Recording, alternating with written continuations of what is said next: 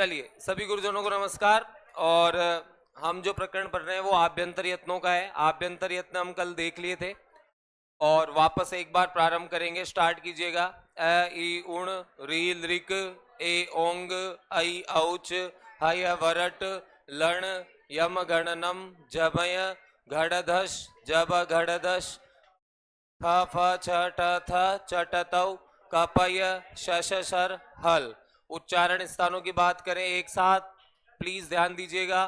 अकुह विसर्जनीयानाम कंठः, इचु यशानाम तालु, ऋतु रसाणाम मूर्धा, ऋतु लसानाम दंताः, उपु पद्मानीयानाम औष्ठौ, यमगणनानाम नासिका च, एदैतोः कंठतालु, ओदौतोः कंठोष्टम, वकारस्य दंतोष्टम, जिह्वामूलीयस्य जिह्वामूलम और नासिका अनुस्वारस्य। ये था कल। स्पृष्ट वर्णों में जो हमारे आभ्यंतर यत्न है, इस पृष्ठ में कौन से वर्ण आते हैं? स्पर्श वर्ण। ईषद स्पृष्ट में यण वर्ण, यह वरल है। ठीक है, क्या पढ़े नहीं क्या? थोड़ा सा रिवीजन कर लिया करो घर जाके, ठीक रहेगा। संस्कृत को ज्यादा टाइम नहीं देना है आपको, जो आप पढ़ रहे हो ना उसको डेली रिवाइज कर लिया करो, बस यही काफी है। ठीक है, संस्कृत के लिए आपको कोई 4 घंटे बैठने की जरूरत नहीं है। आप जो पढ़ते हो वो अगर जाकर सेम डे देख लोगे ना, काफी है, आराम से याद हो जाएगा। तो स्पृष्ट जो आभ्यंतर यत्न है उसमें कौन से वर्ण होते हैं? स्पर्श वर्ण। ईशत स्पृष्ट में अंतस्थ वर्ण, ईशत विवृत में ऊष्म वर्ण, विवृत में स्वर वर्ण और संवृत में रस्व ए का लौकिक प्रयोग। ध्यान रखना है। क्लियर? आज जो दूसरे नंबर के यत्न हम देखेंगे वो है दोस्तों बाह्य यत्न। कौन से हैं? बाह्य यत्न। बाह्य यत्नों की संख्या की हम बात करें तो ये टोटल कितने हैं? 11 है। कितने हैं बाह्य यत्न? 11। अब इसको समझने के लिए एक छोटी सी ट्रिक मैं बता देता हूं। ठीक है, सबसे पहले तो जान लेते हैं कौन कौन से हैं। ये है अघोष, विवार, श्वास, घोष, संवार, नाद, अल्प प्राण, महाप्राण, उदात, अनुदात और स्वरित। देखिए, इस तरह लिखने का एक कारण है, इनके जोड़े हैं। अगर आप ये पढ़ोगे तो साथ में ये भी पढ़ना पड़ेगा। ठीक है, जो यहाँ आएंगे ये यहाँ नहीं आएंगे और जो यहाँ आ जाएंगे वो यहाँ नहीं आएंगे। तो ये जोड़े हैं तीन तीन के। फिर इनका जोड़ा है, अल्प प्राण में आएंगे वो महाप्राण में नहीं आएंगे, तो इनका जोड़ा है। और ये जो 3 है ये किससे संबंधित है? स्वरों से। किससे संबंधित है? स्वर। और ये जो 8 है ये किससे संबंधित है? व्यंजन से। तो हमारे 2 ही तो वर्ण है, स्वर और व्यंजन। तो जो प्रारंभ के 8 है वो तो किससे संबंधित है? व्यंजनों से। और जो अंतिम 3 है वो किससे संबंधित है? स्वर वर्णों से। तो ये टोटल 11 क्या है? बाह्य यत्न है आपके। ठीक है, इसको समझने के लिए हम चलते हैं और देखते हैं एक लाइन। भारतीय संस्कृति है हमारी, उसमें एक अंक है 12। बताओ, अच्छा माना जाता है बुरा माना जाता है? अच्छा माना जाता है। 12 तो बहुत बुरा माना जाता है भाई। ऐसे कहते हैं 12 आ रहे, 12 अंक तो ठीक है। गाड़ी भी किसी की 12 नंबर की आ जाती तो अरे यार 12 नंबर तो गलत आ गया ना। जबकि 11 क्या माना जाता है? शुभ माना जाता है 11। तो 11 में तो हमारा क्या है? घोर विश्वास है। क्या है हमारा? भाई ये तो बहुत अच्छा है, 11 तो आना चाहिए। जैसे मेरी गाड़ी का नंबर 21 आया तो राजी हो गया मैं। ठीक है, हालांकि अंक गणित और अंक शास्त्र एक अलग ही मायने में काम करता है, बट फिर भी हमारे मन में ऐसा रहता है। ठीक है, इसीलिए तो एकादशी का व्रत किया जाता है, 12 का थोड़ी करते हैं। तो मतलब ये है कि जो एक अंक जिसमें रहेगा उसको शुभ माना जाता है। ठीक है, वो कहते हैं ना शगुन भी 101 से होता है ना कि 100 रुपए से। ठीक है, तो इस वजह से 11 के अंक में तो हमारा क्या है? घोर विश्वास है। क्या है? घोर। और 12 के अंक में हमारा क्या है? अघोर विश्वास है। क्या है? अघोर विश्वास है। अ मतलब नहीं है, अ लग गया तो नहीं है। घोर मतलब बहुत ज्यादा, अघोर मतलब नहीं है। तो 12 में हमारा क्या है, अघोर विश्वास है। और इसकी हम क्या करते हैं, घोषणा करते हैं। क्या करते हैं, घोषणा करते हुए कहते हैं ये चीज कि साहब 12 में क्या है, अघोर विश्वास है हमारा। और इसकी हम क्या करते हैं, घोषणा करते हैं। क्या करते हैं, घोषणा। तो देखो अब इसी से आपके बाह्य यत्न निकलेंगे, इसी पंक्ति से क्या निकलेंगे, बाह्य यत्न। और अगर आप ध्यान दोगे तो अगर ये पंक्ति आपको याद रहेगी तो बाह्य यत्न याद हो जाएंगे। प्रारंभ के 6 तो कम से कम याद हो जाएंगे, और प्रारंभ के 6 से ही सबसे ज्यादा प्रश्न आते हैं। ठीक है, तो देखो सबसे पहले तो 1 और 2 लिख रहा होगा। ठीक है, तो आपको ध्यान रखना है कि जो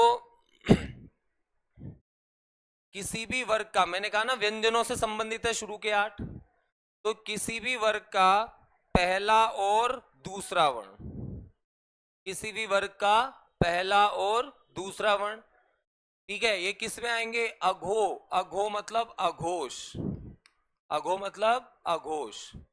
वी मतलब विवार। और श्वास, श्वास मतलब श्वास। आया समझ, प्रारंभ के 3 का क्रम यही है ना, अघोष, विवार और श्वास। तो ये जो अघो है इससे तो क्या आ गया, अघो। वी से क्या आ गया, विवार। और श्वास से क्या आ गया, श्वास। ये जो अघोष, विवार और श्वास है, ये किसके बाह्य यत्न होते हैं, किसी भी वर्ग के पहले और दूसरे वर्ण। अब देखो एक चीज और है, यहां नाम में देखना, शय, शय और शय, तो तीनों शय का भी यहां पर हम क्या करेंगे, ग्रहण करेंगे। क्लियर, तीनों शय का भी हम क्या करेंगे, ग्रहण। अगर यहां से नहीं निकाल पाओ तो भी याद रख लेना, 1 2 शय शय शय, इसके बाह्य यत्न क्या होंगे, अघोर, विवार और श्वास। अघोष, विवार और श्वास। 1 2 शय शय शय, पहला दूसरा वर्ण और तीनों शय। क्लियर। अब देखो यहां पर आगे हम चले तो क्या बच गए, देखो भाई, घो, घो से क्या होगा, घोष। से से क्या, संवार। और ना से क्या, नाद। आगे तीनों घोषणा। आगे ये इनके अलावा है, अघोष, विवार, श्वास के बाद कौन बच गए, 3, घोष, संवार और नाद। तो ये ध्यान रखना है, जिस तरह ये आ गए तो ये बाद में आए ना, तो यहां भी वही आएंगे जो यहां छूट गए। जो यहां रह गए ना वो सब कहां आ जाएंगे, घोष, संवार और नाद में। क्या क्या छूट गए, देखो 3 4 5 है, यह, व, र और ल। बताओ व्यंजन पूरे हो गए कि नहीं, हो गए ना, सॉरी, हो गए व्यंजन पूरे।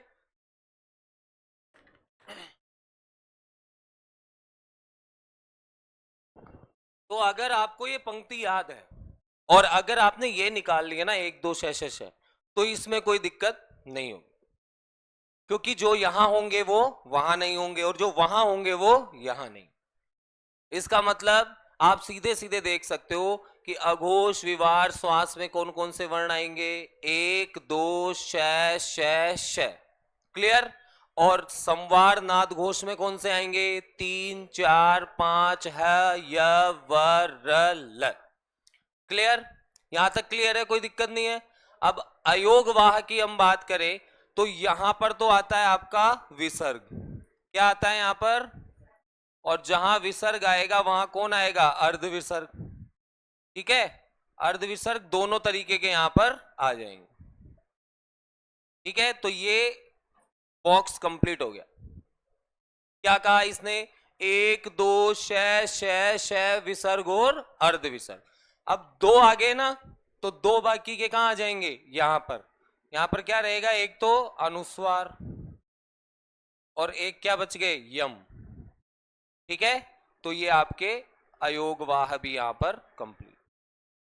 अब बताओ अगर ये पंक्ति से आपने अघोष, विवार, श्वास निकाल लिया ना, और आपको ये याद है ना कि 1 2 शय, अच्छा 1 2 शय से भी याद हो कि नहीं हो, ये खुद ही कह रहा है आपको, पहला दूसरा वर्ण दिया है ना शुरू में ही, तो इससे भी आपको याद आ जाएगा कि जहां 1 2 आएगा वहां शह आएगा। ठीक है, तो इससे भी आप निकाल सकते हो इस पंक्ति से।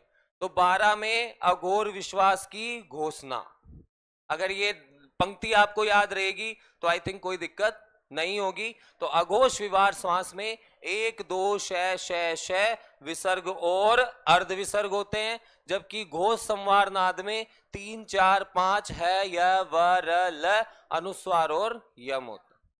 6 बाह्य यत्न एक साथ पढ़ लिए हम, और ये ग्रुप में ही चलते हैं, ये भी ध्यान रखना। तो ये व्यंजनों से संबंधित प्रारंभ के 6। उसके बाद देखो नंबर 7 पर दिया हुआ है आपका अल्प प्राण। क्या दिया हुआ है? प्राण का पर्यायवाची है आसु, तो इसको एक और नाम मिलता है क्या? अल्पासु। अल्पासु भी कहते हैं। प्राण का पर्यायवाची क्या है? आसु। तो अल्प आसु अर्थात कम प्राण वाला। उसी तरह महाप्राण, और इसको क्या कहेंगे? महासु। पर्यायवाची में इसलिए बताता हूं, पूछ ले तो दिक्कत हो जाए आपको, ठीक है? तो ध्यान रहने चाहिए पर्यायवाची। अब अल्प प्राण महाप्राण में कैसे फर्क बताते हो भाई? हिंदी में पढ़ते होंगे ना, कैसे? बोलकर, बोलकर ही पता पड़ता है ना। प्राण मतलब ज्यादा वायु जिसमें खर्च हो वो तो क्या हो जाएगा? महाप्राण। जिसमें कम वायु खर्च हो वो क्या हो जाएगा? अल्प प्राण। बोल के देखो, क ख हुआ, जोर लगा, ग घ ङ, च छ, ज झ य, ट ठ, ड ढ ण, त थ, द ध न, प फ, ब भ म। तो जहां पर जोर लग रहा है, इवन जब मैं बोल रहा था महाप्राण तो माइक में भी एक ध्वनि आ रही थी जोरदार, ठीक है? तो वो महाप्राण का मतलब आपको ज्यादा जोर लगाना पड़ रहा है। तो अगर हम देखें तो अल्प प्राण कौन कौन से हैं? 1 3 और 5। पहला, तीसरा और पांचवा वर्ण, सब जगह यही होते हैं, ठीक है? दूसरी चीज यहां पर आ जाएंगे अंतस्थ वर्ण, क्योंकि हमने कहा था जब अंतस्थ वर्ण बोलते हैं तो हमें जोर नहीं आता है। य व र ल आसानी से बोलते हैं, तो यहां पर क्या क्या आ जाएंगे? य व र और ल। और सबसे बड़ी बात, जो यहां है वो यही है, जो यहां नहीं है वो कहां आ जाएंगे? महाप्राण। कौन कौन से नहीं है बताओ? 2 4 श स और है। क्लियर? अब जहां श है होते हैं वहां क्या आ जाता है? विसर्ग और अर्ध विसर्ग। और ये वहां नहीं आए तो यहां क्या आ जाएगा आपका? अनुस्वार और यम। अनुस्वार और यम। अर्थात यहां पर लेकिन ऐसे मत कर देना कि ये वाली सारणी उठा के यहां रख दो, नहीं, इसमें फर्क है। यहां देखो एक है, हाँ, कहीं वो क्या क्या कहते हैं ना, शॉर्टकट में काम निपटा दो, ऐसा नहीं है, अलग अलग है दोनों, ठीक है? तो ये तो बोल करके डिसाइड होंगे, और ये आपके पहले से ही तय है। ये मैंने कहा ना वैज्ञानिक क्रम है, बहुत सारी तपस्या की है मुनियों ने, तब पता लगाया है। तो उन्होंने पहले से ही एक सारणी फिक्स कर दी है कि अघोष विवार सांस में 1 2 श रहेंगे, और संवार नाद घोष में 3 4 5 है य व र ल रहेंगे। ये फिक्स है, लेकिन ये आपको बोलकर भी पता लगा सकते हो आप इनका। तो बोल के देख लेना वहां पे बैठे बैठे का ख ग घ, ठीक है? वीक्षक पूछेगा आगे क्या हुआ, ठीक तो है ना? बोलेंगे सर बैठो, आपको भी सिखाता हूं, दौड़ नहीं, ठीक है? तो अल्प प्राण महाप्राण ऐसे पता पड़ेगा। अब आपका यहां सवाल होना चाहिए, सर प्रश्न कैसे आएगा? प्रश्न आएगा ऐसे, आपको दे देगा ख, क्या दे देगा? ख दे दिया मान लो, और उससे पूछा ख वर्ण के बाह्य यत्न बताइए। ख वर्ण के बाह्य यत्न बताइए। तो देखो ऐसे देगा, ऑप्शन ए में देगा घोष संवार नाद महाप्राण, ऐसे चारों देगा एक साथ लिखे हुए, घोष संवार नाद महाप्राण। अब महाप्राण तो सही है, ठीक है, लेकिन पूरा सही नहीं है। उसके बाद देगा ऐसे संवार अघोष विवार अल्प्राण, ये भी गलत होगा।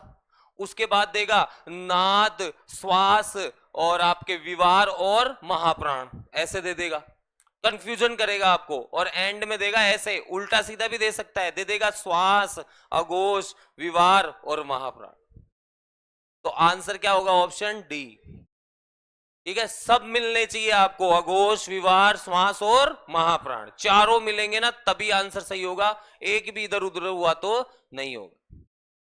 या फिर प्रश्न, एक सरल प्रश्न भी आ सकता है, ये तो सबसे टफेस्ट बताया मैंने कि ये सबसे टफ होगा, इससे सरल क्वेश्चन आएगा, निम्नलिखितेषु अघोष वर्ण है अस्ति, इनमें से कौन सा अघोष वर्ण है? तो आपको ध्यान रखना है, एक दो शह क्या होते हैं? अघोष वर्ण होते हैं। जो वर्ण हो वो आप सीधे लिख देना।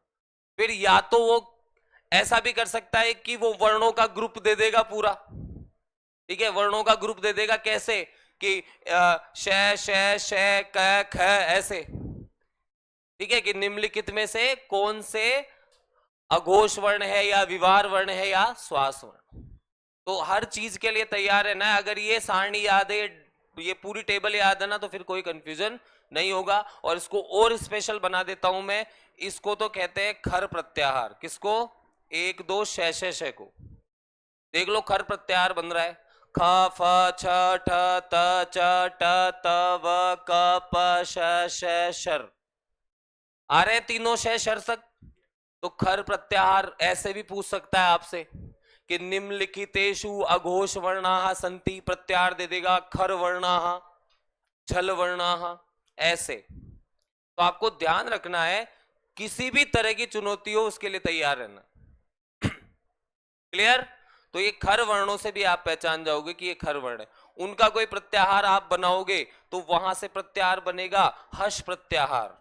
कौन सा प्रत्याहार बनेगा? हश प्रत्याहार। देख लो, ह य व रट, फिर लण, फिर वही आपके क्या यम गणनम, फिर जभय गणदस और जब गणदस। आया समझ? कौन सा प्रत्याहार होगा? हश प्रत्याहार। अब बताओ, अगर दूसरा है नहीं होता तो ये हस प्रत्याहार बनता क्या? नहीं। आया समझ अब? इसलिए दूसरे है का ग्रहण किया गया था माहेश्वर सूत्र। तो ये और डीप क्वेश्चन है, रीट के लेवल का नहीं है मैं मानता हूं, लेकिन आ जाए तो भी हमें तैयार रहना।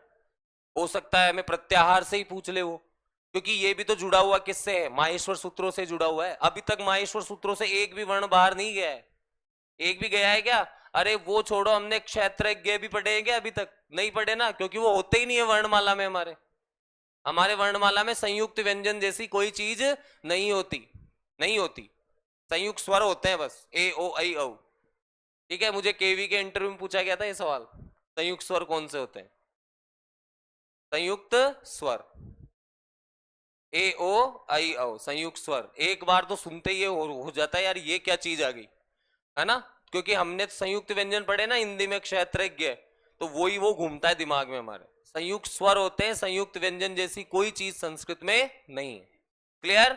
तो अब ध्यान रखो, बोलो अघोष विवार समास में कौन कौन से वर्ण है? एक दो श विसर्ग और अर्ध विसर्ग। संवार नाद और घोष में 3 4 5 है, य व र ल, अनुस्वार और यम।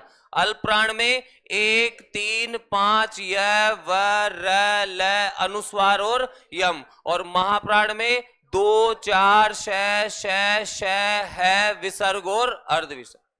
याद रहेगी टेबल? अच्छे से समझ में आ गया सबको? कोई है जिसको समझ में नहीं आया हो? मैं फिर से दोबारा बता दूंगा, कोई दिक्कत नहीं है। बताओ, आ गया सबको समझ में? क्लियर है? 12 में अघोर विश्वास की घोषणा, घोषणा करते हुए कहना है 12 में अघोर विश्वास रहेगा हमारा। और याद करना है, क्योंकि आपके काम की चीज है। हम तो उल्टी सीधी ट्रिक्स भी कर लेते हैं याद, ठीक है, इसको तो हम याद कर ही सकते हैं। टेबल ऐसे ही बनेगी, ऐसे ही बनाओ। चलिए सबसे पहले लिखो बाह्य यत्नों की परिभाषा, उसके बाद बनाना। देखिए, किसी वर्ण के उच्चारण के बाद में किसी वर्ण के उच्चारण के बाद में किसी वर्ण के उच्चारण के बाद में किए जाने वाले किसी वर्ण के उच्चारण के बाद में किए जाने वाले आंतरिक प्रयास, किसी वर्ण के उच्चारण के बाद में किए जाने वाले आंतरिक प्रयास बाह्य यत्न कहलाते हैं। बाह्य यत्न कहलाते हैं, बाह्य यत्न कहलाते हैं। नेक्स्ट लाइन से लिखिए, बाह्य यत्नों की संख्या 11 है, बाह्य यत्नों की संख्या 11 है, बाह्य यत्नों की संख्या 11 है। इनमें प्रथम 8, इनमें प्रथम 8 व्यंजन वर्णों से संबंधित, प्रथम 8 व्यंजन वर्णों से संबंधित बाह्य यत्नों की संख्या 11 है। इनमें प्रथम 8 व्यंजन वर्णों से संबंधित तथा अंतिम 3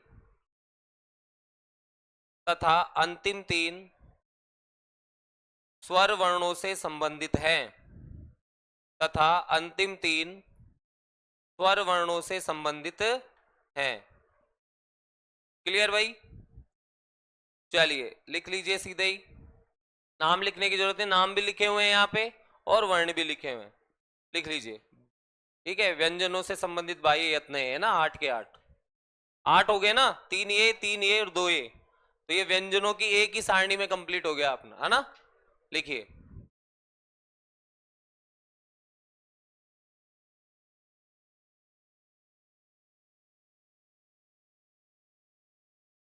जैसा बन सकता है बनाओ, सुंदर बनाने की जरूरत नहीं है, किसी को दिखानी थोड़ी है कॉपी।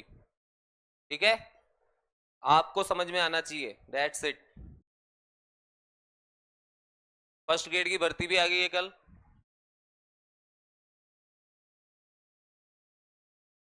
फर्स्ट ग्रेड की भर्ती आ गई है, थोड़े दिनों में संभावना है सेकंड ग्रेड भी आ जाएगी। अभी थर्ड ग्रेड की वो 50% वाले चक्कर में रुक गई है, क्योंकि वित्त विभाग ने उसकी मंजूरी नहीं दी अभी, विधि विभाग ने, सॉरी। 50% है ना L1 में, जो महिलाओं के लिए थे ना रिजर्व सीटें, उसके लिए विधि विभाग ने, कानूनी विभाग ने अभी तक अनुमति नहीं दी है।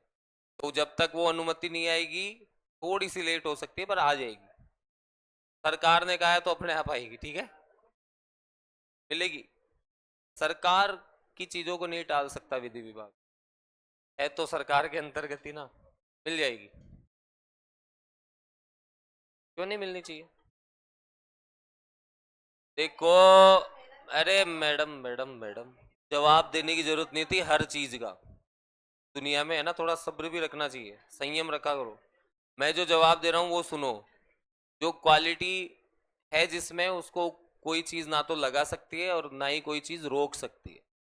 तो प्लीज, आपके सामने जनरल कैंडिडेट खड़ा है, हमने तो कभी दोष नहीं दिया, दिया क्या?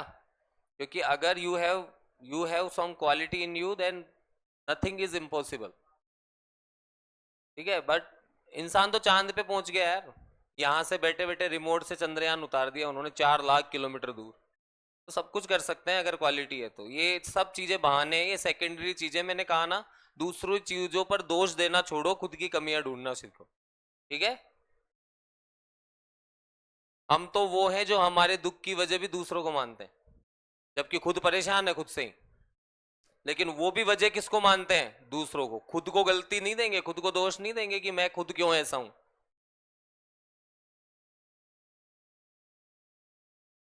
परिस्थितियां इंसान को कभी कमजोर बनाने के लिए नहीं आती, परिस्थितियां आपको मजबूत बनाने के लिए आती है। वो वो चुनौती ही क्या जो कठिन नहीं हो, क्योंकि अगर आसानी से प्राप्त हो जाए तो वो चुनौती है ही नहीं।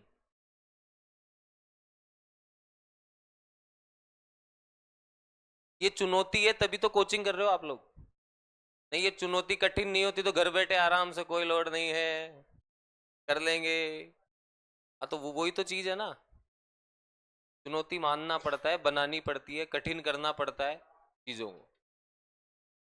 तो प्लीज मेरी क्लास में तो ऐसी कोई बात ना करें जहां पर कोई भी डिस्क्रिमिनेशन हो, थोड़ा सा भी, क्योंकि मैं उसका बिल्कुल सपोर्टर नहीं हूँ। ठीक है, मेरे बहुत सारे दोस्त हैं जो कैटेगरी से हैं, बट उन्होंने जनरल टॉप किया है, तो दे हैव क्वालिटी, में क्वालिटी है, तो मैं इस चीज को कभी नहीं मानता।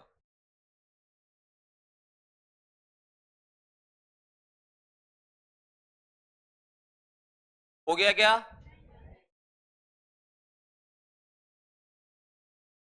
एक बार में 8 क्लियर हो गए, और क्या चाहिए जीवन में? अगर ये सारणी याद, तो 8 बाह्य यत्न आपको आराम से याद रहे।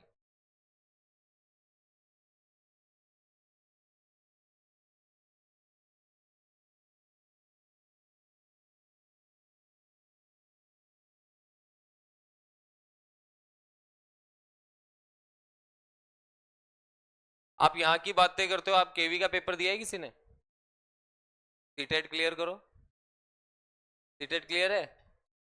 पूरी क्लास में से एक ने हाथ खड़ा किया। आप समझ रहे हो परसेंटेज सीटेट का? क्योंकि वो सीटेट जो है ना, वो चलनी है वहीं पे ही, चाय चाय निकल जाती है और जो पत्ती है ना ऊपर रह जाती है। आया समझ? सीटेट सबसे टफेस्ट पेपर है इसमें, एलिजिबिलिटी टेस्ट में सबसे टफेस्ट आता है आज तक का। और आप ताजुब करोगे, मात्र 6 या 7% रिजल्ट रहता है ऑल इंडिया का। 6 या 7% बच्चे पास होते हैं जो भरते हैं, उसके बाद आप एलिजिबल होते हो केवी का पेपर देने के लिए। और वहां रूल्स आर रूल्स। वहां पर 3 पार्ट हैं। 10 नंबर हिंदी के होते हैं, 10 इंग्लिश के होते हैं, 10 कंप्यूटर के होते हैं। और उसके रूल्स देखो आप, साफ क्लियर। अगर ऐसा सिस्टम यहाँ चालू कर देना, आप लोग सोचो कि मैं तो गवर्नमेंट जॉब की तैयारी करना ही छोड़ देता हूँ।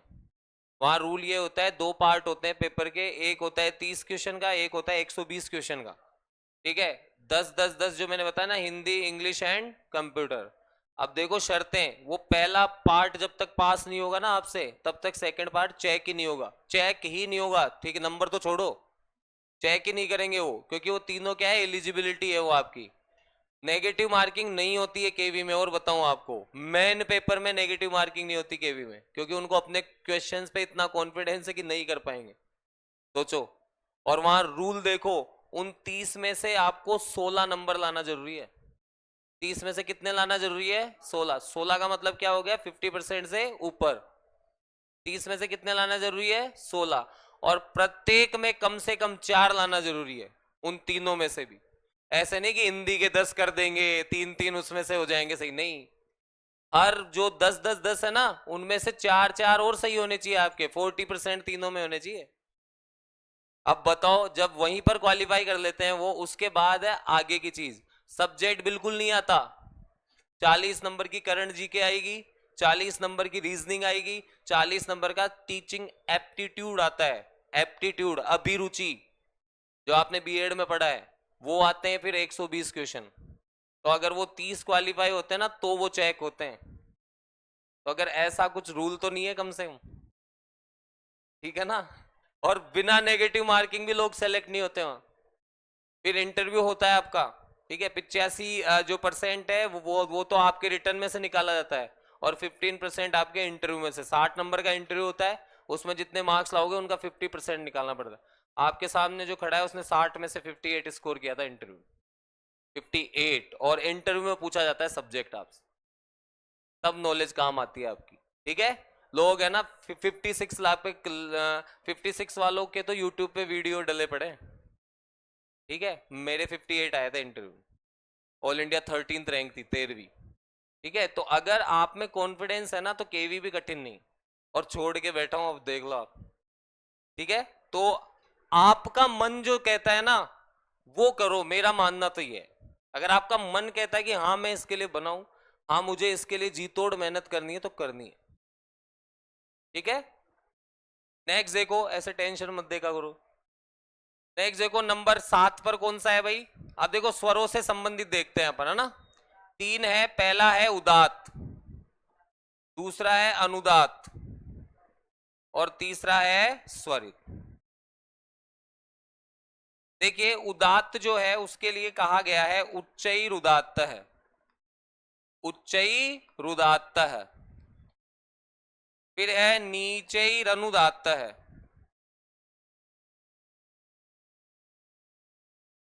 और एंड में कहा है समाहार है, स्वरित है।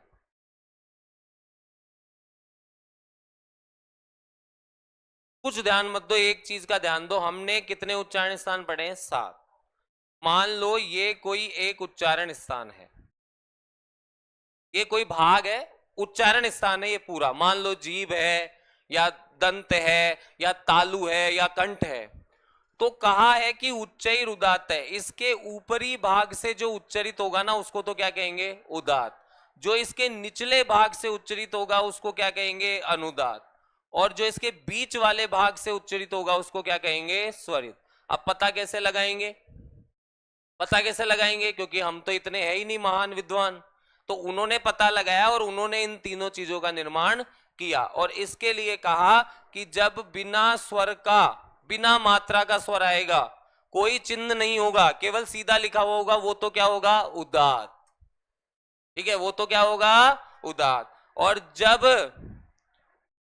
किसी स्वर के नीचे ऐसे आड़ी पंक्ति आ जाएगी तो वो क्या होगा, अनुदात्त।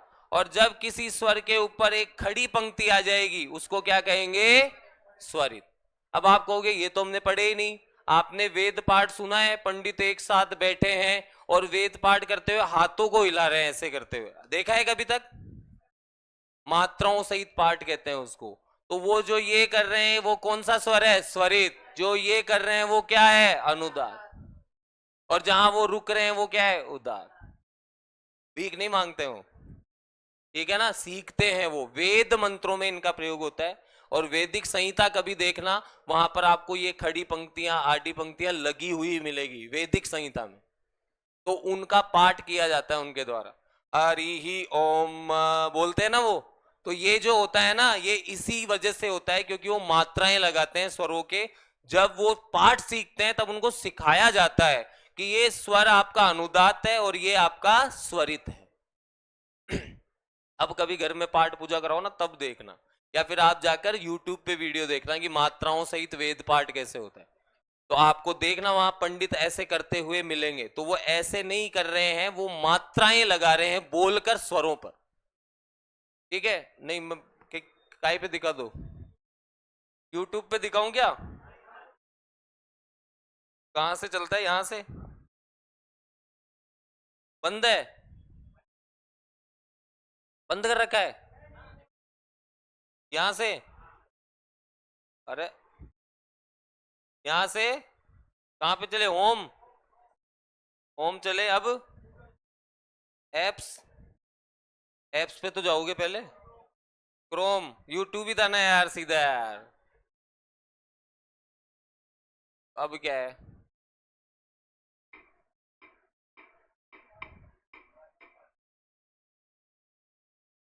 नो इंटरनेट, क्यों मजे ले रहे हो, रहने दो रहने दो, क्यों टाइम पास कर रहे हो, पढ़ने दो। अब कहाँ चले, होम, और बोर्ड कहाँ है ये, चलो। तो आपको ध्यान रख, देख लेना घर पे सबके पास इंटरनेट कनेक्शन है, देख लेना।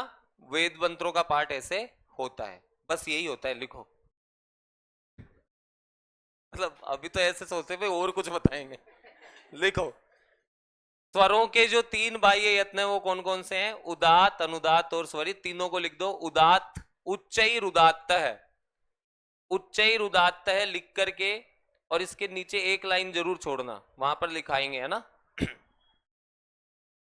उच्चैर उदात्त है, नीचैर अनुदात्त है, और समाहार है स्वरित है। सूत्र हैं ये इनके, परिभाषा है मतलब।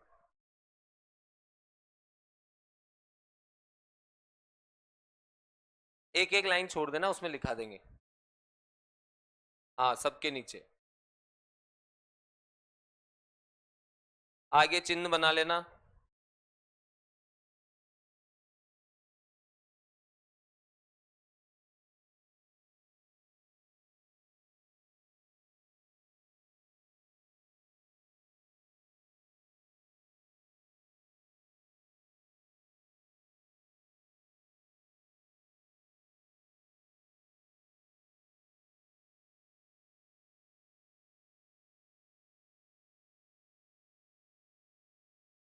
समाहार है स्वरित है, दोनों का समाहार अर्थात बीच वाला जो भाग है उससे क्या हो जाएगा, स्वरित का उच्चारण होता है।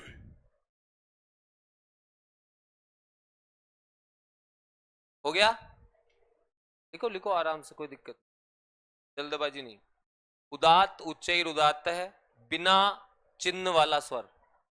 ये उतारो तो उतार लो, हालांकि मैं लिखाऊंगा वैसे, हाँ उतार लो। लेकिन ये जो पार्ट है ये क्या है, उच्चारण स्थान है। क्या है ये? उच्चारण स्थान।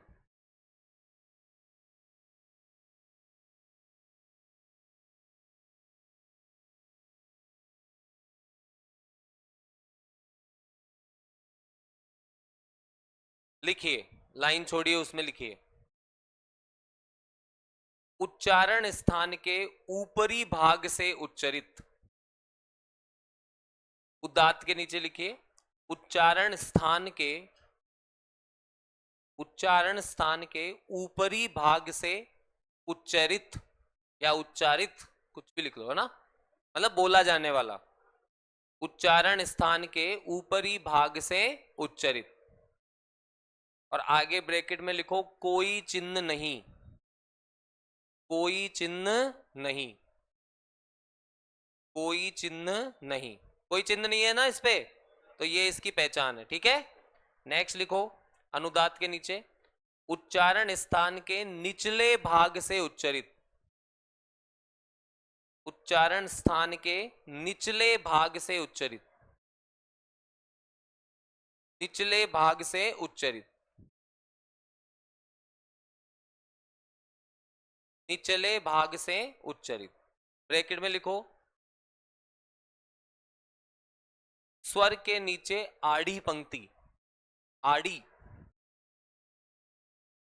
स्वर के नीचे आड़ी पंक्ति, ये चिन्ह है इसका, है ना। स्वर के नीचे आड़ी पंक्ति, आड़ी, हाँ आड़ी, लेटी हुई, स्वर के नीचे आड़ी पंक्ति। और नेक्स्ट लिखो लास्ट में स्वर के मध्य भाग से उच्चरित। ओ सॉरी, उच्चारण स्थान के मध्य भाग से, उच्चारण स्थान के मध्य भाग से उच्चरित, उच्चारण स्थान के मध्य भाग से उच्चरित, उच्चारण स्थान के मध्य भाग से उच्चरित। ब्रैकेट में लिखो स्वर के ऊपर खड़ी पंक्ति, स्वर के ऊपर खड़ी पंक्ति, स्वर के ऊपर खड़ी पंक्ति।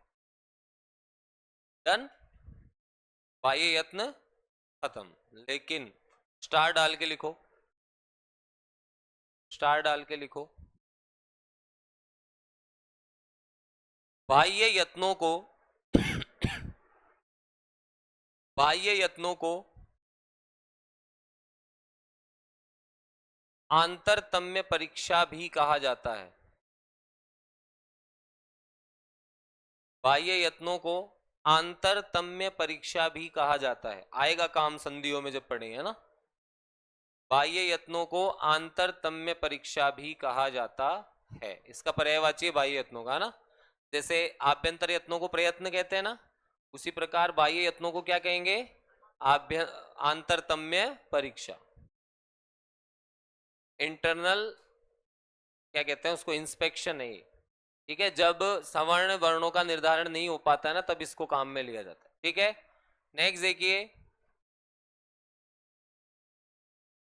देखिए स्वरों के अन्य भेद, स्वरों के अन्य भेद। अरे स्वरों के कितने भेद पढ़ लिए हमने, देखो मूल पढ़ लिए, संयुक्त पढ़ लिए, फिर हमने रस्व दीर्घ और प्लुत पढ़ लिए, अब हमने उदात अनुदात और स्वरित पढ़ लिए, है ना। अब दो भेद और हैं, लिखो स्वरों के अन्य भेद, स्वरों के अन्य भेद।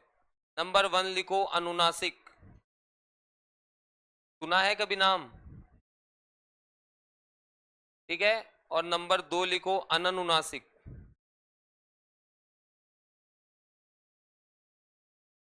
अनुनासिक किसको कहते हैं भाई? अहं, अहं, अहं। अनुनासिक चिन्ह की बात कर रहा हूं, अभी तक सारे चिन्ह पढ़े हमने, एक चंद्र बिंदु ही तो नहीं पढ़ी। चंद्र बिंदु को क्या कहते हैं? अनुनासिक। अनुस्वार नहीं है, क्या है ये? अनुनासिक। कहा मुख नासिका वचनोनुनासिक है, कि मुंह और नाक से बोला गया जो वचन है, वर्ण है, वो क्या कहलाता है? अनुनासिक। दोनों के संयुक्त रूप से बोला गया। तो अनुनासिक तो होता है आपका इस तरह का ए, और अननुनासिक जितने भी है ना बिना इसके चंद्र बिंदु के, वो क्या कहलाएंगे? अननुनासिक। ठीक है, तो लिख लीजिए अनुनासिक नंबर 1, मुख और नासिका से बोला गया वर्ण, मुख और नासिका से उच्चरित वर्ण, उच्चरित स्वर, उच्चरित स्वर वर्ण, ऐसे लिख लो, उच्चरित स्वर वर्ण। चिन्ह बना लो ऐसे, ए के ऊपर क्या आ जाएगी, चंद्र बिंदु, किसी भी स्वर के ऊपर आ सकती है ना।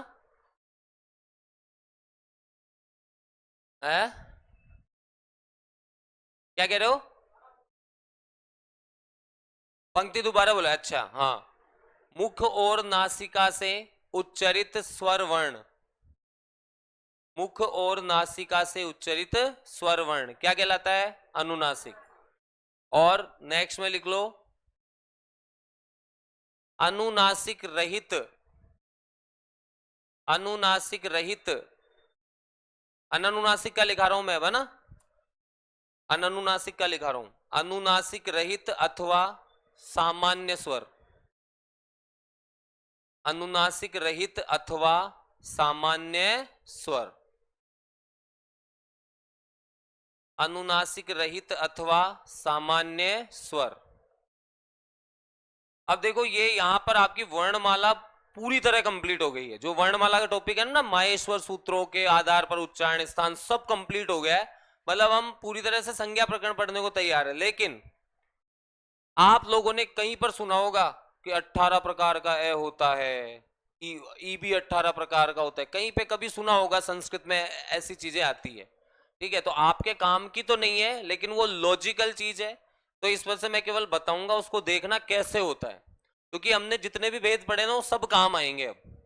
और देखो सभी स्वरों के सवर्ण, सवर्ण मतलब समान वर्ण, आप मैंने कहा ना अ बोला तो आपने आ का भी ग्रहण कर लिया, ऐसे नहीं किया, नियम है, रूल्स हैं, हवा में तीर नहीं चलाए गए, नियम है सबके, ठीक है। तो वो ए कैसे 18 प्रकार का होता है वो केवल देखिएगा, अगर किसी को आए समझ में तो लिख भी लीजिएगा, और जरूरी नहीं है। देखो एक स्वर होता है ना, स्वर होता है, हमने स्वरों के 3 भेद पढ़े थे, पहला था रस्व, था ना, दूसरा था दीर्घ, और तीसरा था प्लुत, सही है।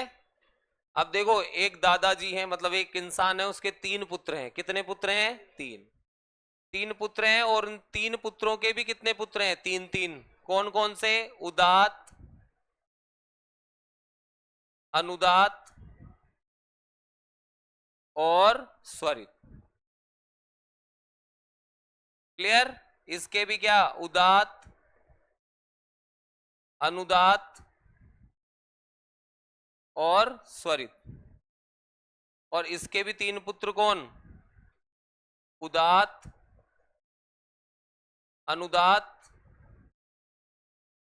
और स्वरित, ठीक है, 3 3 पुत्र हो गए।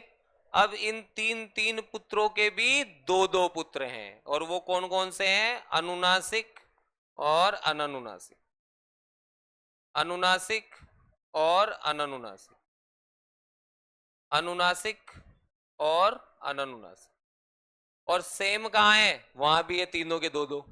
अब देखो आपने एक मूवी देखी होगी धमाल, यन्ना स्वामी, मुट्टू स्वामी, वेणुगोपाल अय्यर, है ना, सबने देखी होगी वो फिल्म, है ना, वो उसकी कार में बैठते हैं और वो नाम बताते बताते पहुंच जाएगा, है ना, लक्ष्मण शिवराम कृष्णन अट्टापट्टू जयवर्धने सबको ले आता है वो, और वो यन्ना स्वामी, मुट्टू स्वामी, वेणुगोपाल अय्यर। साउथ में क्या होता है कि आपका जो नाम होता है ना उसके पीछे आपके पूर्वजों के नाम लगाए जाते, फिर आपका जो लास्ट वाला नाम होता है ना वो होता है आपका अय्यर, ठीक है।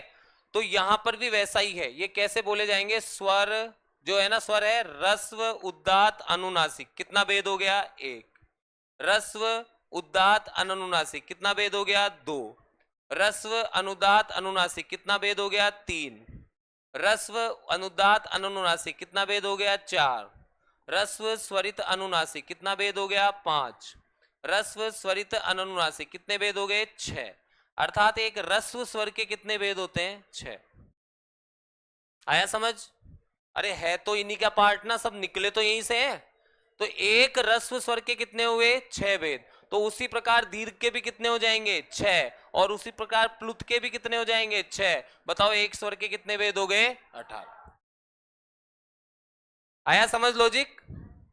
ऐसे समझ, इसलिए इसलिए स्वरों के इतने भेद देखे हमने, क्योंकि ये 18 जो भेद होते हैं ना वो इस प्रकार से होते हैं। अब ये आपको कैसे समझ में आएगा? हमने लिखा था ए का रस्व भी होता है, दीर्घ भी होता है, प्लुत भी होता है ना? तो तीनों होंगे तो ए के कितने भेद हो गए? 18। ई के भी कितने हो गए? 18। ऊ के भी कितने हो गए? 18। री के भी कितने हो गए? 18। लेकिन री के हमने पढ़े थे 1 या 2, तो या तो 6 माने जाएंगे या फिर 12। और जो लास्ट वाले थे उनके रस्व नहीं होते, तो ए ओ आई औ के कितने माने जाएंगे? 12। ऐसे भेद माने जाते हैं। तो आपको लिखने की जरूरत नहीं है, केवल आप समझो कि अगर कल कभी कोई आपसे पूछ ले ए कितने प्रकार का होता है, तो कितने प्रकार का होता है? 18। अ ई उ री तो 18 प्रकार के होते हैं।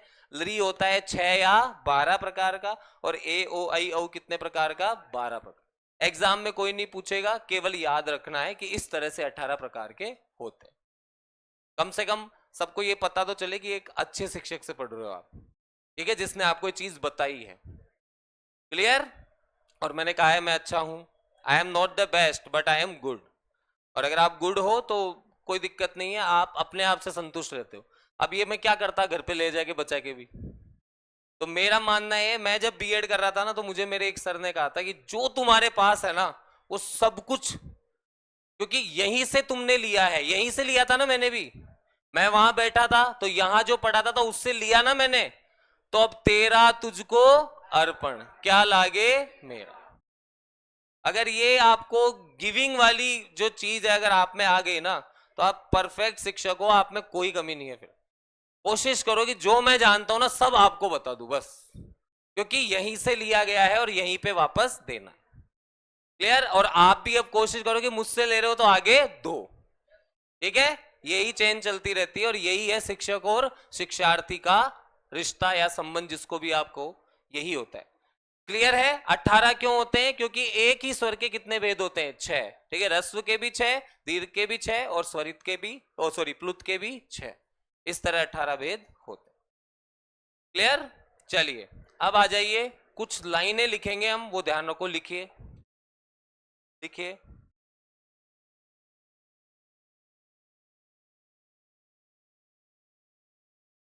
5 मिनट है, लिख लीजिए, लिखिए, छोड़ दो है। देखिए, संस्कृत वर्णमाला में, संस्कृत वर्णमाला में, संस्कृत वर्णमाला में स्वर वर्ण,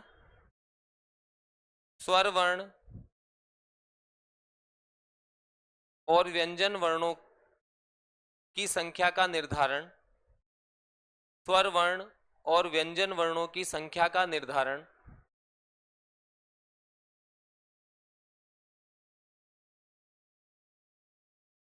उनके सवर्णों के आधार पर किया जाता है। सवर्ण, सवर्णों के आधार पर किया जाता है। सवर्ण मतलब जनरल वर्ग नहीं है, समान वर्ण है, ठीक है?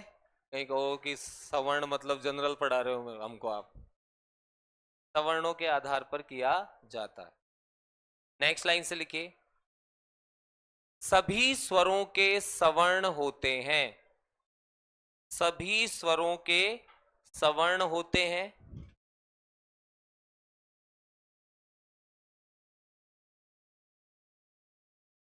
और लास्ट लाइन, सभी स्वरों के सवर्ण होते हैं। ए के भी सवर्ण देखे ना, कितने? 18 है ना? 18, ई के 18, तो ये समान वर्णी तो है ना इनके, रस दीर्घ प्लुत वगैरह सब, ठीक है? तो सभी स्वरों के सवर्ण होते हैं। नेक्स्ट लाइन से लिखो, केवल 3 व्यंजनों के सवर्ण होते हैं, केवल 3 व्यंजनों के सवर्ण होते हैं। और वो व्यंजन कौन कौन से हैं? य, व और ल। एक होता है अनुनासिक, एक होता है अननुनासिक, एक होता है अनुनासिक, एक होता है अननुनासिक, एक होता है अनुनासिक, एक होता है अननुनासिक। ठीक है, 3 व्यंजनों के ही सवर्ण माने गए हैं। ये कौन सा भाग है? अनुनासिक। और ये अननुनासिक। ये कौन सा है? अनुनासिक, अननुनासिक। अच्छा, आप ये सब प्रयोग करते हो, देखो एक जैन धर्म में पद्धति है, जिससे देह त्याग किया जाता है। संलेखना, वहां पे ये लय आता है, चंद्र बिंदु वाला आता है ना, संलेखना। या आप देखो पुल्लिंग जब आप लिखते हो ना, तो पुल्लिंग में भी यही आता है। संवत्सर लिखते हो तब ये आता है, ठीक है। संयंता एक शब्द बनता है, उससे ये आता है, ठीक है। तो बस ये डन, यहां पर वर्णमाला खत्म होता है। अगली क्लास जब भी होगी हम पढ़ेंगे संज्ञा प्रकरण, संज्ञाएं पढ़ना शुरू करेंगे और उसके बाद हम संधियों में प्रवेश करेंगे। उम्मीद है आ गया होगा समझ में सबको। धन्यवाद।